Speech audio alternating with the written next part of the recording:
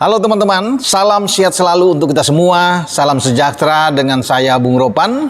Setelah kembali dari Stadion Gelora Bung Tomo, masih di Surabaya, saya memberitakan kabar baik. Tim asuhan Bima Sakti, tim U17 kita, kembali bermain imbang. 1 poin yang kita dapatkan. Sekarang dari 2 pertandingan sudah 2 poin, ada di peringkat ketiga klasemen sementara di grup A. Setelah di Gelora Bung Tomo, baru saja tim kita Arkan Kakak dan kawan-kawan itu menyudahi laga dengan 1-1, dan Arkan Kakak, striker kita, kembali mencetak gol. Kalau melawan Ekuador, dia mencetak gol pertama sebelum disamakan oleh Alen Obando, dan sekarang Arkan Kakak menjadi penyelamat setelah kita tertinggal di injury time babak pertama. Ya, ada kesalahan dibuat Iqbal Guyangip, kapten kesebelasan kita, untuk salah over, dan akhirnya direbut oleh Oldemar Castillo, dan penetrasi dia ke dalam kotak penalti, bahkan bisa menaklukkan ada 3 pemain belakang kita yang coba untuk bisa menghadang, termasuk Iqbal di sana, Jidabin ya, yang ada Kaviatur yang ikut membantu ke belakang.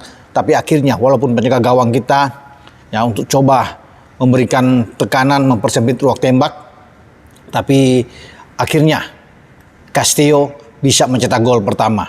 Ya, tentunya ini bisa membangkitkan semangat bagi pemain-pemain Panama setelah gol ini. Namun bagi pemain-pemain kita, mereka tidak langsung tertekan atau down. Saya kira dari segi mental oke.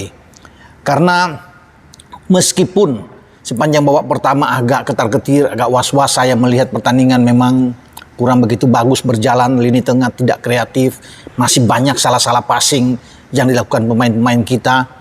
Di 10-15 menit pertama bahkan mendapat tekanan bertubi-tubi luar biasa dari pemain-pemain Panama.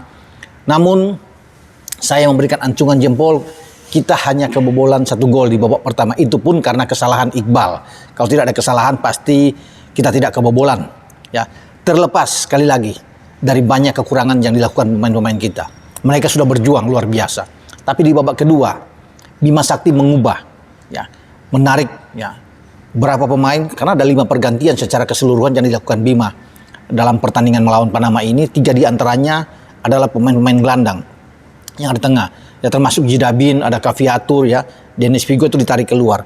Namun banyak tepuk tangan menggema di Stadion Gelora Bung Tomo ketika Aymar Raihan Berkic yang tidak dimainkan karena mengalami masalah pencernaan. Dia kena diare saat pertandingan pertama tanggal 10 November yang lalu menghadapi Ekuador dan kita bermain 1-1. Dia memang ada di bangku cadangan tapi tidak dimainkan. Ini banyak yang menginginkan bahwa Bima harus bisa memainkan dia. Tapi ketika kita lihat di babak pertama tidak ada dalam starting 11, juga banyak yang dalam tanda kutip agak kecewa juga.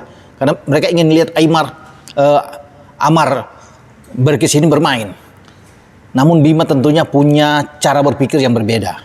Ya, dia tahu kapan untuk memainkan Berkic ya, dan di babak kedua lah itu jawabannya. Ketika dia coba menarik Kaviatur, menarik Jehan Pahlevi, dan dia memasukin langsung dengan Nabil Azura, termasuk ada dengan Ammar Berkic. Permainan memang berubah. Dan hanya 9 menit kita butuh.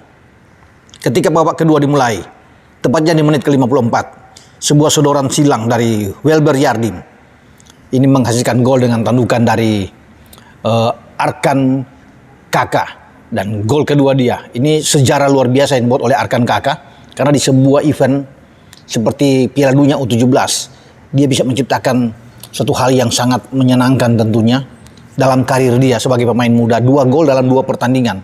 Ini mungkin akan menjadi pemain Indonesia pertama sepanjang sejarah yang tampil di Piala Dunia walaupun levelnya cuma U17, tapi 2 pertandingan beruntun di fase grup bisa membuat gol.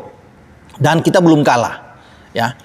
Ini yang membuat kita oke lah. Kalau dalam ball position ya wajar kalau pertandingan ini berakhir imbang. Panama itu hanya 57, kita 43% penguasaan bola, jadi ya imbang-imbang lah. Bahkan kalau melihat dari statistik dari semua aspek, kita itu menembak 8 kali, memang sangat efisien sekali. Tapi ada 4 on target di sana. Lebih bagus dibandingkan dengan Panama. Panama ini boleh dengan 15 tembakan, tapi hanya 2 on target. Mereka punya 1 gol, itu pun gol yang saya bilang tadi itu kesalahan yang dibuat oleh Iqbal. Ya. Tetapi kita punya 4 on target, berarti kita punya kesempatan untuk membuat gol lebih dari 1. Sayang peluang-peluang itu terbuang dengan percuma. Di antaranya di menit 68. Ya, ketika Nabil Asyura menyuruh umpan ke Arkan Kakak, hampir saja Arkan Kakak membuat brace. Ya, itu saya pikir suatu hal yang sangat baik. Kita harus bisa memuji mereka sudah berjuang. Sekali lagi, apapun yang harus kita lihat dengan keterbatasan mereka, persiapan hanya tidak lebih dari 4 bulan.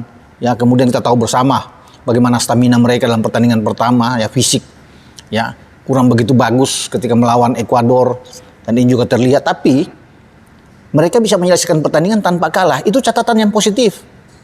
Ya, anak-anak ini mental mereka bagus dan 2 pertandingan ini sejarah.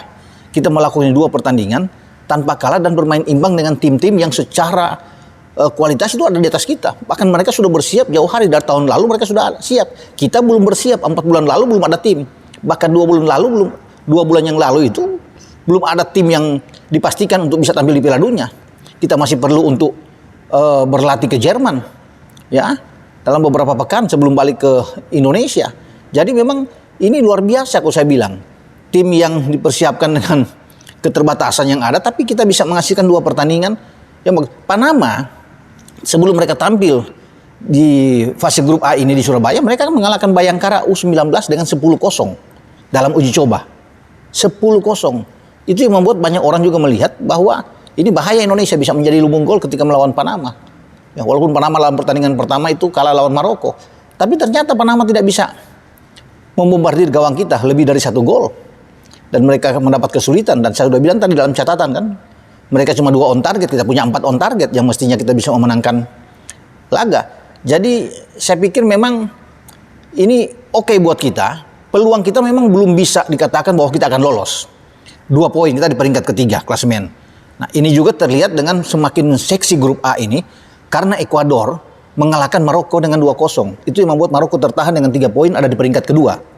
Pimpinan klasemen diambil oleh Ekuador dengan 4 poin setelah bermain imbang dengan kita.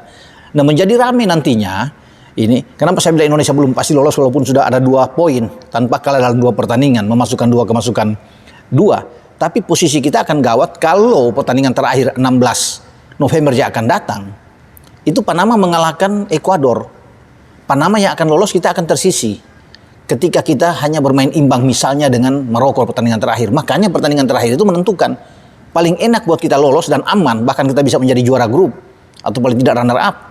Ya, kita itu menang melawan Maroko aman dengan 5 poin, tenang buat kita. Tapi kalau seandainya draw, ya kita akan sulit. Di saat Maroko sudah dapat 4 poin, ya kita cuma dapat 3 poin dan Panama mengalahkan Ekuador. Jadi Panama itu akan ada 4 poin dan sama-sama dengan Ekuador. Jadi kita ada di posisi keempat. Ya, urutan 3 teratas itu akan diambil alih oleh Ekuador, Panama, dan Maroko yang akan lolos. Karena Maroko bisa jadi peringkat ketiga terbaik kalau kita imbang dengan Maroko. Tapi kalau Maroko menang melawan kita, ini lebih sulit posisi kita. Ya, kita bisa tersisih. Ya, kecuali itu ada terjadi keajaiban dengan Ekuador memukul Panama, ini kita sedikit aman.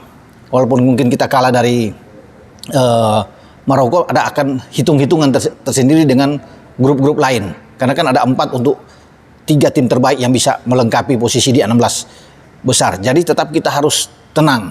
Tidak boleh euforia terlalu berlebihan dengan hasil imbang yang kedua ini. Karena tetap posisi kita ini masih 50-50 di antara lolos dan tidak. Karena penentuan melawan Maroko. Maroko butuh menang. Ya, Maroko, atau paling tidak bagi Maroko untuk lolos imbang saja sudah cukup. Mereka 4 poin bisa lolos, paling tidak peringkat ketiga terbaik. Kalau bukan menjadi runner up. Nah, itu kalau sampai imbang kita dengan Maroko, kita cuma 3 poin. Dengan harapan jangan sampai terjadi kejutan dengan Panama mengalahkan Ekuador. Ya, kalau bermain imbang Ekuador dan Panama, ya udah kita bisa aman. Seandainya kita imbang saja dengan Maroko. Jadi tetap bagi Arkan Kakak dan kawan-kawan ini harus terus tenang dan berlatih dengan baik, mempersiapkan diri dengan bagus untuk pertandingan terakhir, pertandingan hidup mati melawan Maroko. Jadi selamat buat Bima Sakti yang sudah menyelesaikan laga kedua tanpa kalah. Ya, kita kembali bermain imbang, namun masih ada 1 laga.